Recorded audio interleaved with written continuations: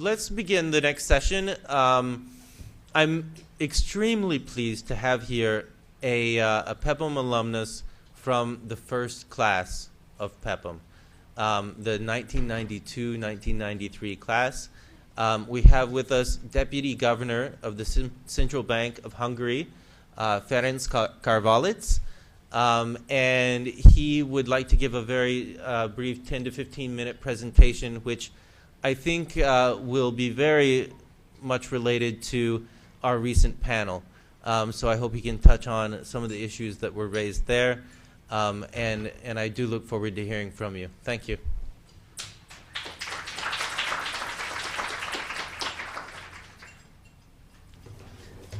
Thank you for the opportunity. I'm really proud to be here among you, and I tried to be brief and cut back the presentation because maybe it's too long. So I finished my PEPM program, as you heard, in '93. Since that time, I've moved back and forth between commercial banking and the central bank, and it happened that in 2007 I was nominated as a deputy governor of the Hungarian Central Bank, responsible for monetary policy issues. Mervyn King, the governor of the Bank of England, told once for us that central bank should be boring. Now I can tell you that central banking was anything but boring in this last 5 years since I rejoined the central bank.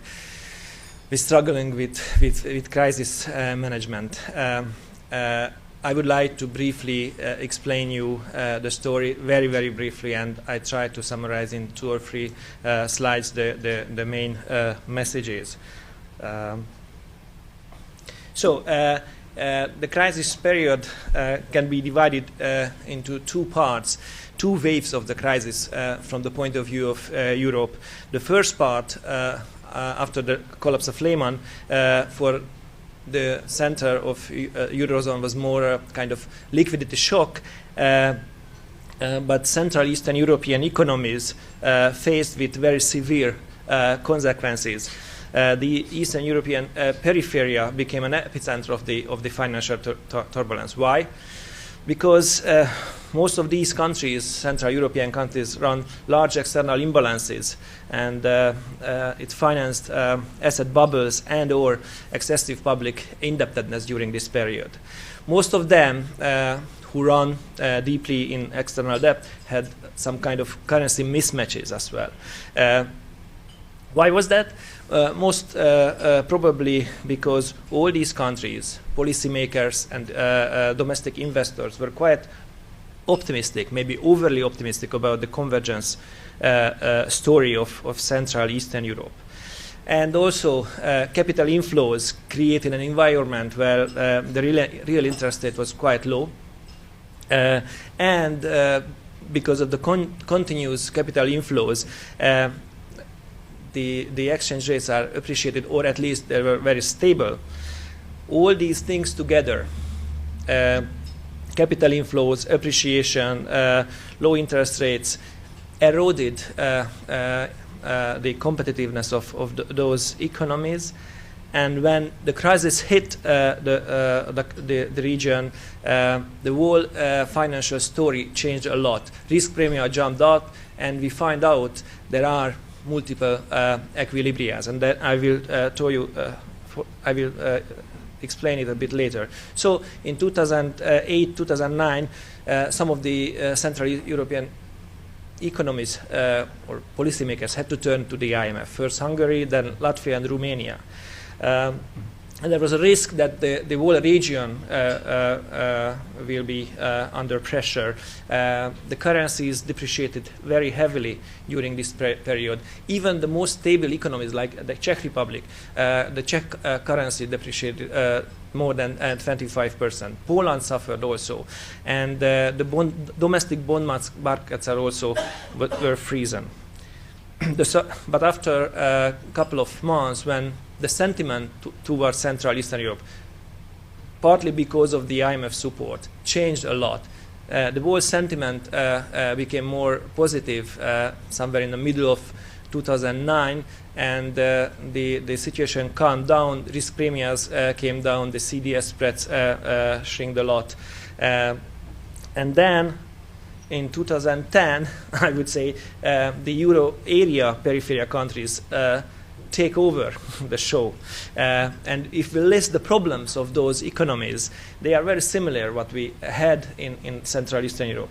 Large external imbalances, public debt starting to explode, over-optimistic convergence stories, eroding competitiveness in Greece, in Portugal and Ireland. And also, we realized that there is some kind of contagion effect toward the whole European euro area, mainly through the European banking system. So the two waves of the crisis had much similarities. In each case, financial market participants realized that the risks were not priced correctly. So there is some kind of multiple equilibria. Imbalances seem to be manageable during the area of high risk appetite before 2008. For example, in case of Hungary, from 2001 to 2007, we run 6 to 8% budget deficit in each year. And also, in line with this budget deficit, we had the same current account deficit, 6 to 8%. The textbook case says that after the second year of high current account deficit, the story will be unsustainable. Unfortunately, because of the global liquidity, this unsustainable story was sustainable for 6-7 consecutive years. Now, when the story changed because of the Lehman shock, external and or public debt became unsustainable when risk aversion increased and risk premiums are jumped. The next problem was, which is also very similar for Central European economies and the Eurozone peripheria, that the monetary policy wasn't really independent. Why? In case of the Eurozone, we know because they have common currency. In case of the Baltic states and in case of Bulgaria, they have pegged FX regime. In case of Hungary and also in Romania, domestic households and corporates, they went into the FX debt before the crisis. So FX-dominated loans and unhedged position of the domestic players made for the monetary policy, it's really hard to ease monetary conditions. At the same time, both in the Eurozone peripheria and in these Central European economies, the fiscal room was also very limited for maneuver because of the high indebtedness. Even among these countries, Hungary has a kind of special case, at least in Central Eastern Europe. I would like to show why. Okay, before that, I just would like to summarize what kind of trap we have with this European debt crisis because of this multiple equilibria.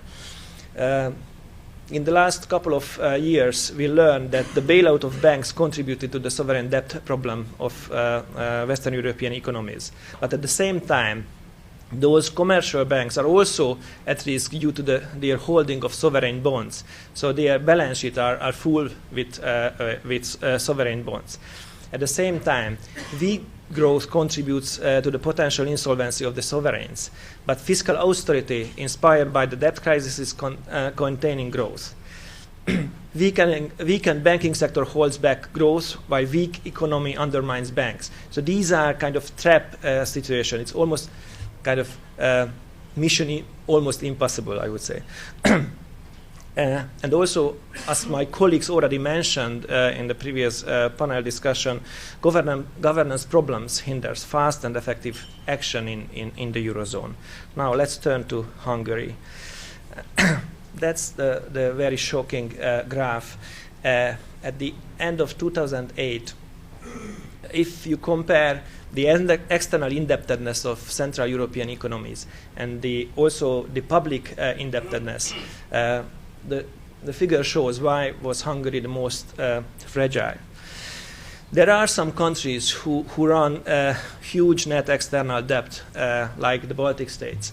There is another country, Poland, who had relatively high gross public debt, but there was no any other single economy who run this at the same time. High external debt and high public indebtedness. Only Hungary was in such a bad situation. Of course, the fiscal consolidation started already in 2006 after this fiscal alcoholism between 2001 to 2006, but the results were quite weak, and although we started to solve the flow problem, but the stock problem, because of the size of the stocks, remained with us and put a dramatic burden on domestic players. But these imbalances had some other features as well. As I mentioned, domestic players, especially households, they went into FX debt. They had huge unhedged position. The red line shows how this unhedged position was built up, partly by the corporate sector, partly by households. And it made Hungary very vulnerable. Although during the crisis period, substantial depreciation took place and it helped to recover the export sector, but the depreciation immediately put a pressure on corporates and especially on households because their FX indebtedness. The monthly installment in FX just jumped up by 30-40%, which means that the disposable income of households shrinked dramatically after 2008, which means that domestic recovery will not come easy. These balance sheet adjustments in the case of households and corporate sector, it's a really harmful exercise because of the pressure on the currency. So as I mentioned, we had extremely high FX loans for households. More than 60% of the outstanding loan was in FX. We can't forget that the Baltic states, though they have also very high level of FX loans, but they have pegged regimes. So they had euro loans, and their currency was pegged to the euro. So in their case, the pressure wasn't so dramatic. Of course, on the real side, there was, and therefore they realized substantial recession, double-digit recession in the Baltic states. Now, when the crisis hit Central Eastern Europe, those FX funds started to shorten, and it made the whole economy more fragile. After the subprime crisis, external financing shortened significantly, and you see that from 17% of the total external debt, the short-term indebtedness jumped up to close to 40% of the GDP, which means that the government or the central bank had to accumulate substantial reserves to cope with short-term debt. Now, of course, at the initial stage when the Lehman crisis hit the economy, we made what a central bank can do with liquidity shocks, liquidity crisis. We made a lot of steps on the domestic currency side, cutting back the reserve requirement, implementing several different type of facilities for the banks. But the most important thing was that we learned at the end of 2008 that even short-term swap markets can collapse or freeze, and therefore the domestic monetary authority has to implement some channels or instruments for foreign currency liquidity providing. We implemented overnight swaps, 1 week, 3 months, and 6 months swaps for Euro HUF and Swiss franc HUF for the banks. By this, we stabilized the short-term story, but we can't forget that a central bank can provide domestic liquidity easily because we can print money, but providing FX liquidity for the domestic market is very tricky and very dangerous because you have limited resources. Your reserve is your constraint, and therefore we had to play with these instruments to provide the liquidity, stabilize the situation, but eliminate the possibility of moral hazard. It wasn't an easy story. Now, after the short-term liquidity crisis, then the longer-term stabilization issues came into the picture. As I mentioned, there were very limited room for counter-cyclical economic policies in this framework. Why? Partly because of Hungary was deeply in debt, and therefore fiscal stimulus wasn't a possibility. Hungarian sovereign default is among the highest one of the world, and therefore fiscal discipline was the only instrument to regain market confidence. And when we turned to the IMF and the EU, they also required very severe, disciplined fiscal policy. And we succeeded it, but it was harmful. It means that the fiscal arm couldn't help for the recovery. On the other side, as I mentioned, monetary policy was also constrained because of the FX risk. Because the monetary easing would have had an adverse effect on the real economy because of the FX risk at the households. So, despite negative output gap, cost push shocks and VAT hike kept headline inflation above the target for a prolonged period. And therefore, the monetary policy had to be cautious and tough. What we did, we simply more or less followed or tracked the risk premia movement. First, we had to increase the rates and intervene on the market. Then some gradual easing started, but at the beginning of 2009, when the crisis hit Central Europe severely, we remained on an elevated level. Only at the second half of 2009, we were able to make some further easing. As I mentioned, the dilemmas what a central bank faced to change a lot. Before the crisis, the oil price shock was the most important issue for us. But after the crisis hit the Hungarian economy, during the crisis period, there are several new issues came in. As I mentioned, high interest rate kills recovery. Low interest rate depreciates the currency, impairs banks' balance sheets, kills lending and recovery. So there is also a kind of trap for us. Too fast balance sheet adjustment of an over-indebted economy leads to high unemployment. So we understood that the balance sheet adjustment has to take place, both for households and also for the banking sector. But we wanted to manage, kind of managed, orderly adjustment of the balance sheet. Therefore, we provided interim instruments, tools for liquidity providing. But we can't forget that too slow adjustment maintain vulnerabilities and also can create moral hazard.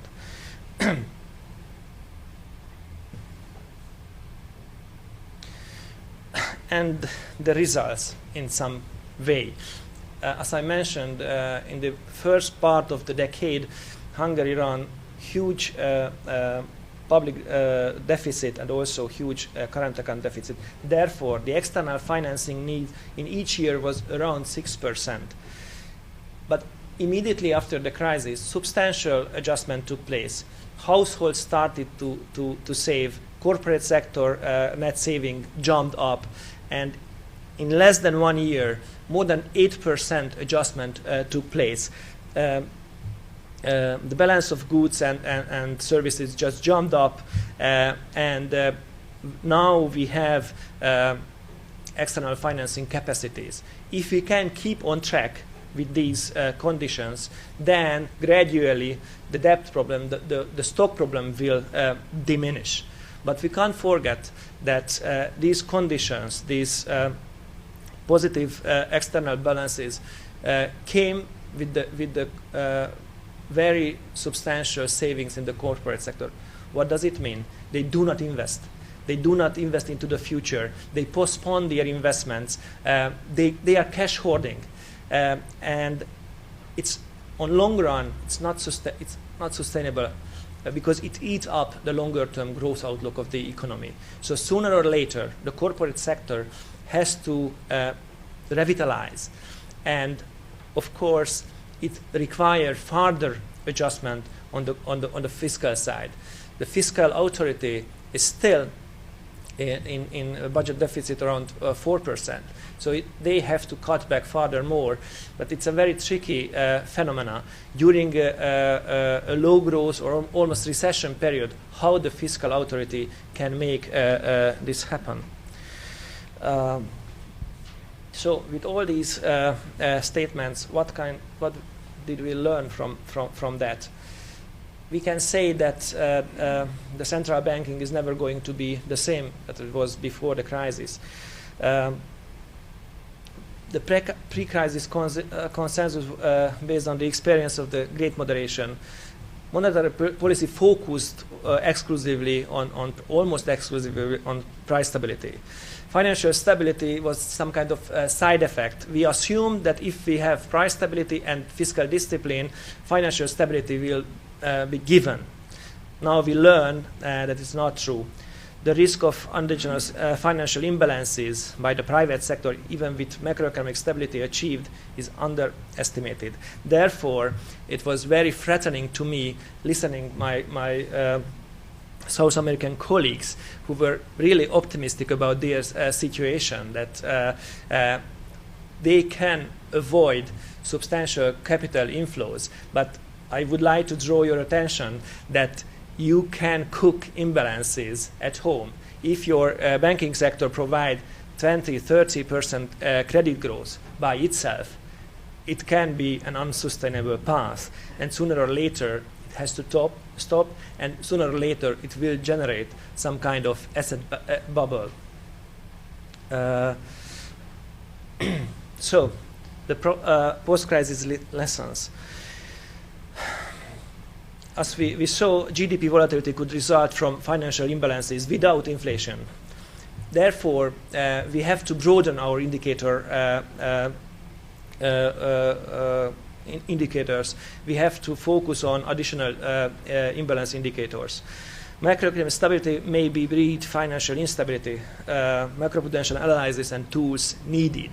The Hungarian central bank just got a right to be the single macroprudential agent in Hungary, and we have legal means to enforce macroprudential conditions. At the same time, unsustainable fiscal position could arise from overtaking, guaranteeing oversight financial sector liabilities. Therefore, debt levels should be lowered.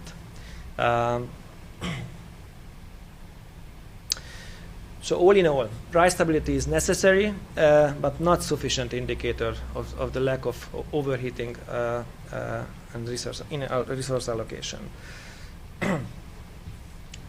And if we are talking about the European institutional framework, we have to underline two basic principles. Financial integration is an additional optimal currency area criterion that should be reflected in the institutionalized crisis management between ins and outs, already done during the crisis in an ad hoc manner. Just let me mention one thing. When the Lehman crisis hit the European banking sector, the European interbank market was frozen. It stopped. And the ECB decided that they will take over the role of the interbank market. So they provided extensive liquidity, of course, collateralized base. But they excluded Central European bonds from the collateral base. What does it mean? All those banks who were eager to stabilize their liquidity position, they kept only those type of assets which were ECB eligible, which means that in the peak of the crisis, Central European bonds were thrown out from the balance sheet of the large European banks created an additional pressure on the domestic bond markets. It was some kind of non-cooperative game between the ECB and the Central European central banks. Of course, when they realized the effect of this, the ECB provided first repo lines for these central banks. Later on, when the consolidation took place, they also had the courage to use swap facilities as well. These means the repos and later on the swaps, they helped a lot to stabilize the situation. These were the ad hoc measures what I mentioned. And one more thing, an additional lesson. Inside the EMU, financial stability needs centralized, effective arrangement of financial resources. So I think these steps are already in progress, and I hope that the upcoming period, the European situation will be stabilized. I think now we have good view about the future. How can we avoid such kind of crises? The fear is that although we know how to behave in the future, we don't know exactly how can we get there. How can we manage the daily crisis management?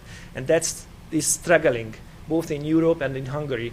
The deleveraging process is very harmful, and we don't know whether it will escalate somewhere in the future because, as I mentioned previously, liquidity problems can escalate to solvency problems.